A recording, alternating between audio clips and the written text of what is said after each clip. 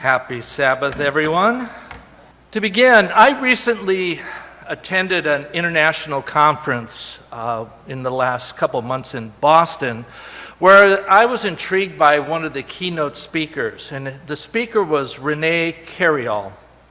Now, Mr. Carriol works with FTSE 100 and Fortune 500 leaders, and he provides counseling and he provides leadership training to these individuals. He does keynotes, retreats, and coaching. And the keynote message he gave revolved around the meaning of leadership. And I found it interesting that at one point of his presentation, he distinguished and contrasted leadership from management. Now, in our minds, we might, as I did, I would think of them synonymously. They're the same, leadership, management, but he pointed out they are different. In his presentation, he noted that leadership is not management. It is how you energize your people toward your vision. Leadership is not management. So I found the following definition in Strategic CFO, the website, on what is management. So it stated, what is management? The management definition is a single or group of individuals who challenges or oversees a person or collective group of people in efforts to accomplish desired goals and objectives. Furthermore, the definition of management includes the ability to plan, organize, monitor, and direct individuals. Now, Reactive Executive, which is an international firm that deals with transition management, provides the following definition of leadership. Leadership is the ability to inspire, guide, and influence teams towards the accomplishment of common goals.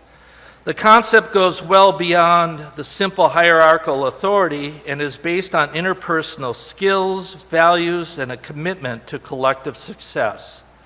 Leadership also extends into daily life and can be expressed within family, friends, or within the community. Now, his presentation, Rene Carriol, provided the following examples through individual terms between leadership and management. For management, he noted mission, strategy, plans, tasks, and processes. For leadership, he noted purpose, vision, people, teams, culture. As you can see, just by this simple example, leadership is different from management. Leadership, as noted in the example definition from Reactive Executive, extends into daily life and can be expressed within family, friends, or within community. Leadership doesn't necessarily require having people to report to you. It's often about setting an example and helping others grow. In reality, there are managers who are not leaders, and there are leaders who are not managers. A quote by John Quincy Adams, the 6th President of the United States, puts the concept of leadership in perspective. It states, if your actions inspire others to dream more, learn more, do more, and become more, you are a leader. In other words, each and every one of us, young and old, can practice leadership. We all interact with people, whether it's our family, whether it's people in the community, people in our schools.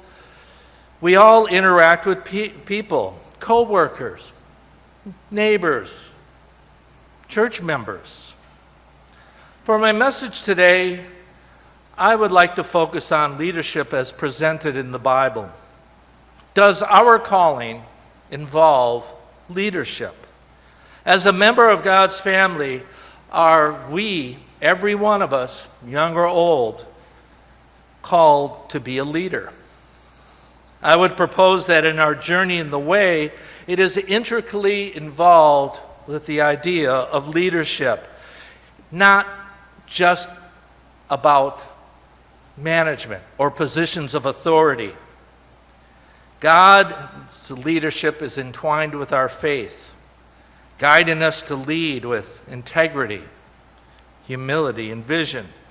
Indeed, the leadership of which I speak is coined in the modern-day vernacular servant leadership. I'd like to read from Forbes' 5 Qualities of a Servant Leadership in 2004. The term servant leadership is a timeless concept that was exemplified in history. For example, when Jesus referenced leading as a servant in the Bible. However, it was coined and swelled into a movement by the scholar Robert K. Greenleaf in his 1970 essay appropriately titled, "The Servant as Leader." Though the term servant leadership is generally applied to business, there really is an application for us in our personal lives, in our lives as members of God's family. This is what I would like to explore with you today. We will explore how scriptures define godly leadership and how each and every one of us can and should practice servant leadership. So the title of this message is Our Calling to Servant Leadership. To begin, I want to review some examples of those who practice steward leadership within the Bible. Mark 10, verse 41. Mark 10, verse 41. One example of servant leadership is Jesus Christ, and I'd like to read from the New International Version. It states, Mark 10, verse 41, "When the 10 heard about this, they became indignant with James and John. Jesus called them together and said, 'You know that those who are regarded as rulers of the Gentiles lord over them, and their high officials exercise authority over them.' Verse 43, 'Not so with you. Instead, whoever wants to become great among you must be your servant.' And verse 44, 'And whoever wants to be first must be slave of all.'" In this example, Jesus describes the concept of servant leadership. Jesus led by example, showing that leadership is not about asserting dominance, but it's about lifting up others, serving their needs, being concerned for others. Jesus Christ is the example, even noted in Forbes, of servant leadership. But there are also 2 other examples within the Bible that I would like to point to as well. Next is Nehemiah. Now, Nehemiah exhibited servant leadership as his role as governor of Judah. As we know, he led the efforts to rebuild the walls of Jerusalem despite facing incredible opposition and taking personal risk. Nehemiah 5, verse 14. And I'd like to read through verse 18. And I would like to read also from the New Living Translation, Nehemiah 5, verses 14 through 18.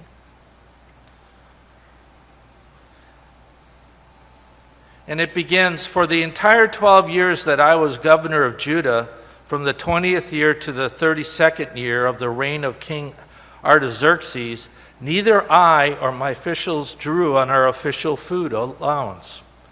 The former governors, in contrast, had laid heavy burdens on the people, demanding our daily ration of food and wine, besides 40 pieces of silver. Even their assistants took advantage of the people, but because I feared God, I did not act that way." Verse 16, "I also devoted myself to working on the wall and refused to acquire any land. And when I required all my servants to spend time working on the wall, I asked for nothing, even though I regularly fed 150 Jewish officials at my table, besides all the visitors from other lands." Verse 18, "The provisions I paid for each day included one choice sheep or goats and a large number of poultry. And every 10 days we needed a large supply of all kinds of wine. Yet I refused to claim the governor's food allowance because the people already carried a heavy burden. We can see here that Nehemiah refused to take advantage of the people. He could have, he had the authority to, but he refused to take the governor's food allowance to avoid burdening the people. And instead, he supported them from his own resources. Let's also look at Paul, another example of servant leadership. Paul. And the Apostle Paul exhibited servant leadership through his dedication of spreading the gospel and his self-sacrificing approach to the ministry. Acts 20, verse 34. I'd like to read from the New King James, Acts 20, verse 34. Acts 20, verse 34. It states, "Yes, you yourselves know that these hands have provided for my necessities and for those who were with me. I have shown you in every way by laboring like this that you must support the weak. And remember the words of the Lord Jesus that he said, 'It is more blessed to give than receive.'"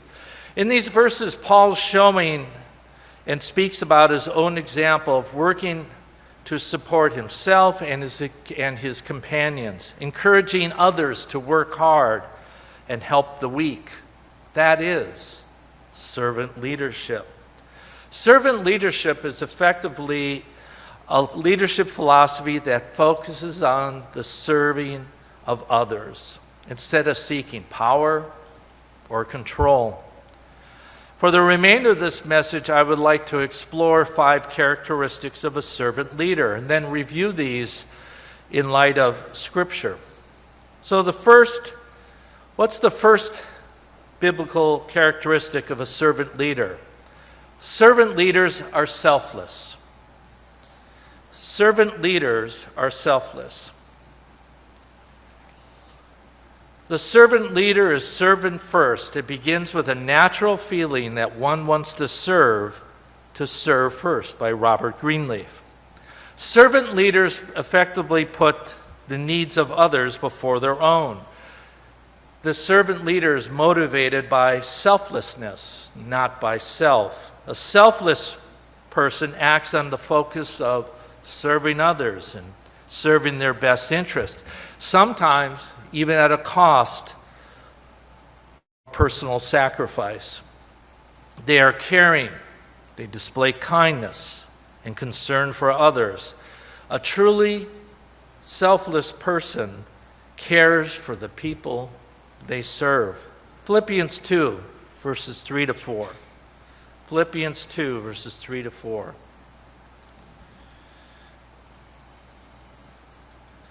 Philippians 2, verses 3 to 4. It states, "Let nothing be done through selfish ambition or conceit, but in lowliness of mind, let each esteem others better than themselves.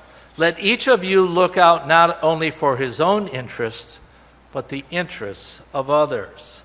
The passage calls for us to prioritize others' needs and well-being above our own desires, reflecting the essence of servant leadership. It's about making decisions or taking actions that benefit others. And even at times, it means we have to set aside some of our own preferences or our own comfort. It's about letting others shine and succeed, even if it means we have to stay in the background. Harry S. Truman stated, "It is amazing what you can achieve if you don't care who gets the credit." 1 Corinthians 10, verse 24. 1 Corinthians 10, verse 24. Again, going through this concept of selflessness in servant leadership. 1 Corinthians 10, verse 24 states, "Let no one seek his own, but each one the other's well-being." Here Paul instructs us to focus on benefiting others than pursuing our own interests, aligning the idea of servant leadership with the thinking of others first. Romans 15, verse 1. Romans 15, verse 1.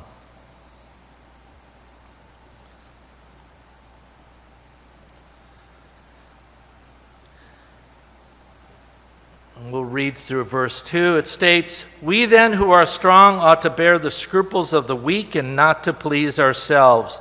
Let each of us please his neighbor for his good, leading to edification." The English Standard Version provides what I believe is a clearer translation.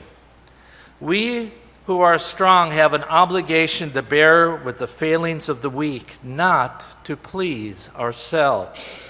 Let each of us please his neighbor for his good, to build him up. Paul emphasizes again the need to support and build up others, especially those who are weaker or in need, rather than focusing solely on our own comfort, our own desires. Now, it's not saying that we don't look out for our own comfort and our own desires, but we shouldn't exclude others who are in need. Ours is not a solo journey. We are part of a family. We are part of a family of God. We're part of a community of those made in the image of God. Ours is not a solo journey. A second biblical characteristic of our calling to be a servant leadership is servant leaders encourage others. Servant leaders encourage others. From John C. Maxwell, encouragement is the essence of servant leadership. It's about believing in others and empowering them to reach heights they never imagined. A servant leader is positive and encouraging. They make others feel valued and appreciated. And we can see this in the following scriptures. Proverbs 12, verse 25. Proverbs 12, verse 25. And I'd like to read from the English Standard Version, Proverbs 12, verse 25. It states, "Anxiety in a man's heart weighs him down, but a good word makes him glad." A servant leader provides kind words and encouraging words that help to mitigate or alleviate anxiety in others. The scripture shows that a positive word and an encouraging word is powerful. Proverbs 16, verse 24. Proverbs 16, verse 24. Proverbs 16, verse 24 says, "Pleasant words are like honeycomb, sweetness to the soul, and health to the bones." The New Living Translation provides the following rendition. "Kind words are like honey, sweet to the soul, and healthy for the body." This verse highlights the power of kind and encouraging words. A servant leader uses their speech to uplift, to encourage. 1 Thessalonians 5, verse 11. 1 Thessalonians 5, verse 11. Now, in the beginning of 1 Thessalonians, it discusses the Lord coming suddenly as a thief in the night for us to watch. Then in verse 11, Paul makes the following statement. "Therefore comfort each other and edify one another, just as you also are doing." The NIV provides this rendition.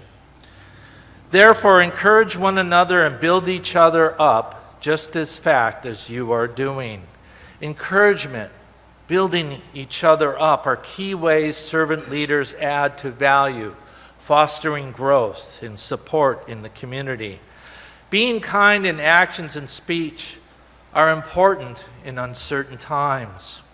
There are times when every one of us needs a little bit of encouragement, just like the card I received recently.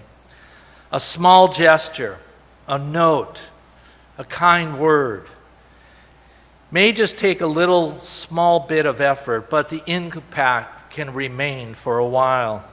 I think Mother Teresa says it well with the following quote: "Kind words can be short and easy to speak, but their echoes are truly endless." Mother Teresa emphasized that even brief moments of kindness, even a kind word, a smile, positive words can have lasting impact, resonating far beyond their initial expression. The third characteristic of our calling to be a servant leader is servant leaders actively listen. Servant leaders actively listen.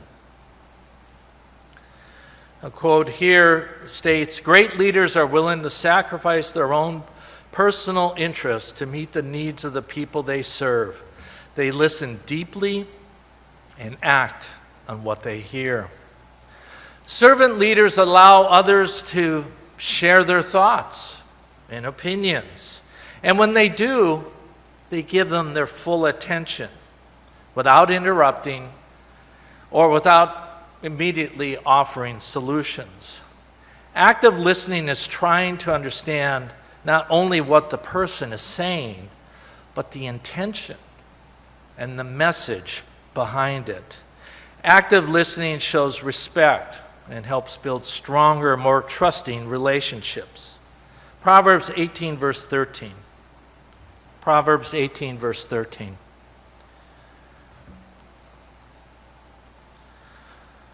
Proverbs 18, verse 13 states, "He who answers a matter before he hears it, it is folly and shame unto him."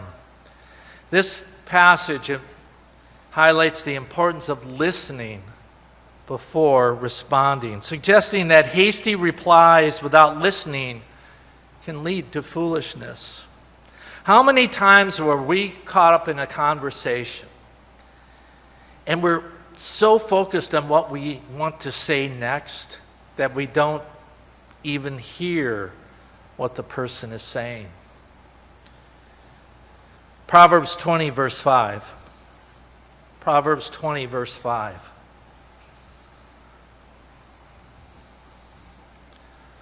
Proverbs 20, verse 5. It states, "Counsel in the heart of man is like deep water, but a man of understanding will draw it out."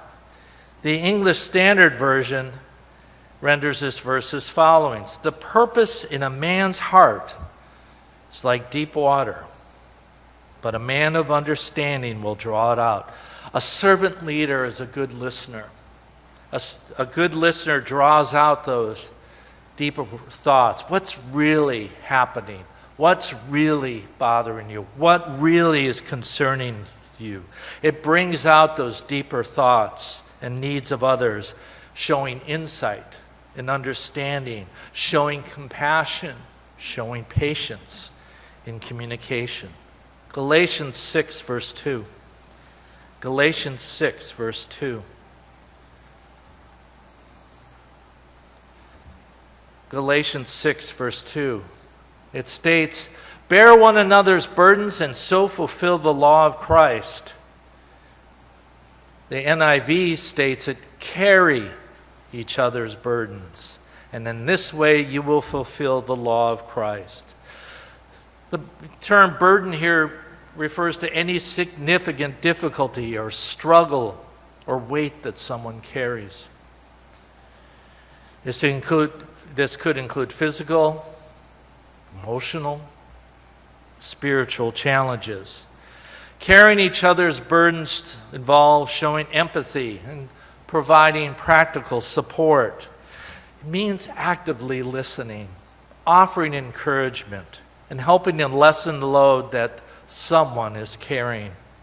However, to effectively carry out each other's burdens, the servant leader must first listen and truly understand the needs and the struggles of those they lead or those they interact with, whether it's family members, community, people in the church, co-workers. If we are not actively listening, how can we know how to help? Fourth biblical characteristic of being a servant leader is servant leaders lead by example. Servant leaders lead by example. A quote from Ken Blanchard: servant leadership is not about being a servant, it's about serving others by leading with integrity and leading by example. Servant leaders work hard to set an example for those around them. They set the standard for how things should be done. Likewise, as we, as followers of Jesus Christ, every one of us are to be an example of Christ living through us. Matthew 5, verse 16. Matthew 5, verse 16. Matthew 5, verse 16.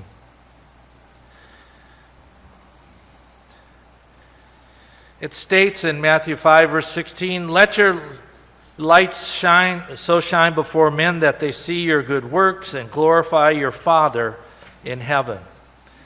Jesus uses the example of a light to describe the influence that Christians should have on the world. Just like a city on a hill or a lamp on the stand provides illumination, Christians are called to be visible and impactful in their actions and behaviors. The verse emphasized that the purpose of letting one's light shine is not for personal recognition, but to draw attention to God. Good deeds are meant to be seen as a reflection of God's character, leading others not to glorify us, but to glorify God. In Matthew 5, verse 16, Jesus teaches that one's actions should reflect goodness and serve as a testimony to others, leading by example our walk in the faith. 1 Thessalonians 1, verse 7. 1 Thessalonians 1, verse 7.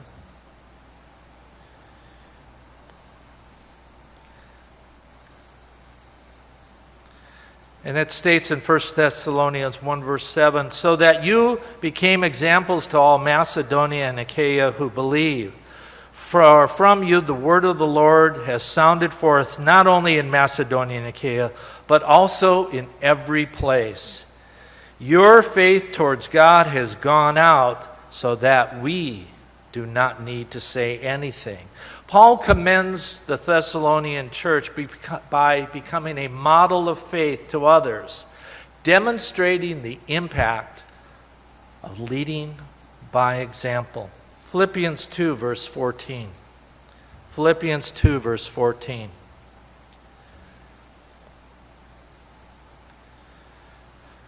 Philippians 2, verse 14 states, "Do everything without grumbling or arguing, so that you may become blameless and pure, children of God without fault in a warped and crooked generation. Then you will shine among them like stars in the sky." To be called blameless and pure suggests living a life of integrity and sincerity. Being children of God without fault means standing out with righteous conduct, with ethical conduct, and we stand as a light against the negative influences of the surrounding world. We stand out through our example. The fifth biblical characteristic of a servant leader is servant leaders practice stewardship. Servant leaders practice stewardship. 1 Peter 4:10 states, each of you should use whatever gift you have received to serve others as faithful stewards of God's grace in various forms. One definition of stewardship that I found in dictionary.com states it as the responsible overseeing and protecting of something considered worth caring for and preserving. Stewardship in this context is about working towards the greater good and a demonstration of a commitment to serve the needs of others. It understands that everybody is made in the image of God. A quote from Matt Tenney states, "Stewardship is an essential part of servant leadership. Servant leaders, like good stewards, are more focused on care than control, value resources and people which they have been entrusted, and ensure that they're leaving a strong legacy behind that inspires others." Servant leaders' value are driven towards excellence and achieving high goals, but they also understand the importance of prioritizing relationships with those which they work with, whom they interact with, and in cases when they actually have opportunities to lead others. It's effectively a form of stewardship. You're valuing the relationship you have with others. Living a life of excellence, achievement, is about using the gifts we have been blessed with. And we all have been given and blessed with gifts. And it prioritizes relationships whom we interact with by practicing godly servant leadership. And we can see this in the following scriptures. Colossians 3, verse 23 through 24. Colossians 3, verse 23 through 24.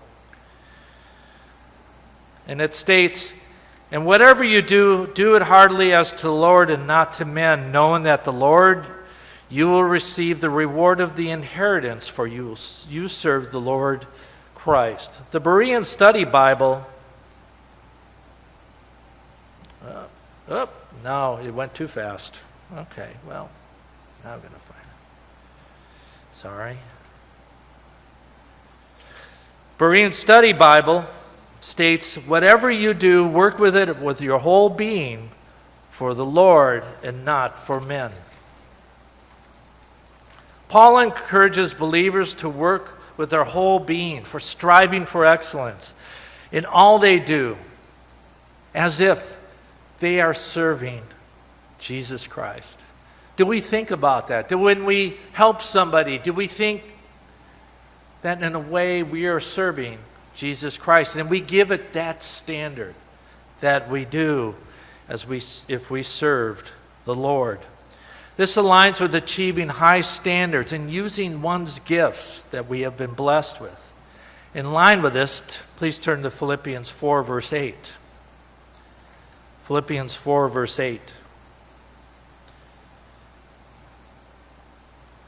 And it states in Philippians 4, verse 8, "Finally, brethren, whatever things are true, whatever things are noble, whatever things are just, whatever things are pure, whatever things are lovely, whatever things are of good report, if there's any virtue and if there's anything praiseworthy, meditate on these things."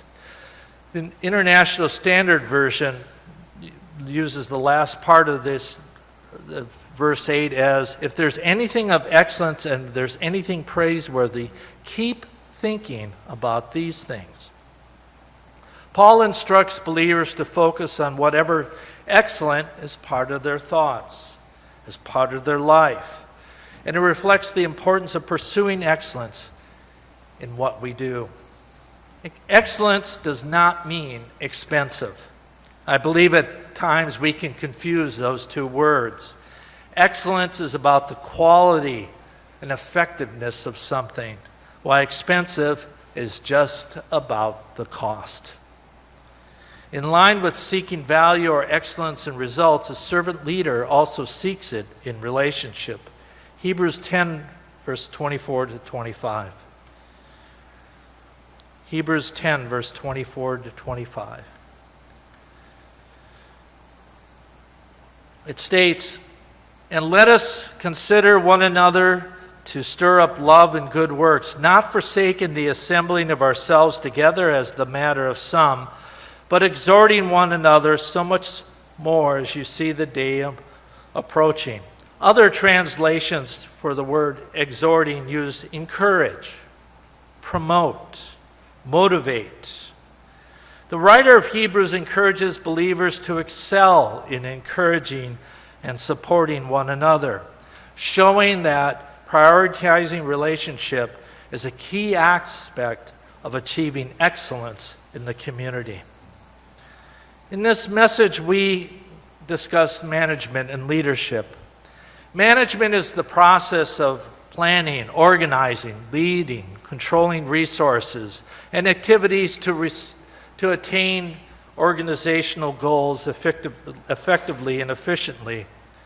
Whereas leadership is the ability to inspire, to influence, to guide individuals or groups towards achieving a common vision or goal. Any one of us can be a leader. Any one of us is a leader. It doesn't require an organizational chart, but what it does require is an individual who's willing to serve, willing to help others, inspire others by their actions and by their example. In our walk of the way, leadership is defined by service to God, to others. Thus, being a servant leader is an aspect of our calling. We then explored 5 characteristics of servant leadership found in the Bible and applied scriptures that supported these characteristics. Servant leaders are selfless. We esteem others better than ourselves, seek others' well-being, bear with the failings of the weak. Servant leaders encourage others. A good word helps an anxious person. Kind words are like honey, comfort and encourage each other. Servant leaders listen actively. Listen before responding. One who listens can draw out the thoughts of others. Bear one another's burdens, but we have to listen in order to bear one another's burdens, in order to know one another's burdens. Then we lead by example. We are a light. The Thessalonians led by example, live a life of integrity and sincerity. And servant leaders practice stewardship. We work with our whole being. We have excellence as part of our thinking, and we exhort and encourage one another. Being a leader, being a servant leader, doesn't necessarily require people to report to us in an organizational chart. It's about being an example, perhaps influencing and guiding others rather than having some formal authority over them. We can all be leaders. We can all be servant leaders. The questions we have to ask ourselves is, how do we practice godly servant leadership in our daily lives with coworkers and friends and members of our congregation, our respective families, with our parents, with our siblings, with our children or grandchildren? Does anybody here feel they're too old to be a servant leader? Does anybody listening on Zoom or hearing this later feel they're too old to be a servant leadership? Well, I haven't read anywhere that servant leadership is restricted by age. Even if we're not able to get around like we used to, we can still reach out to others. We can pray for one another. We can send cards to one another.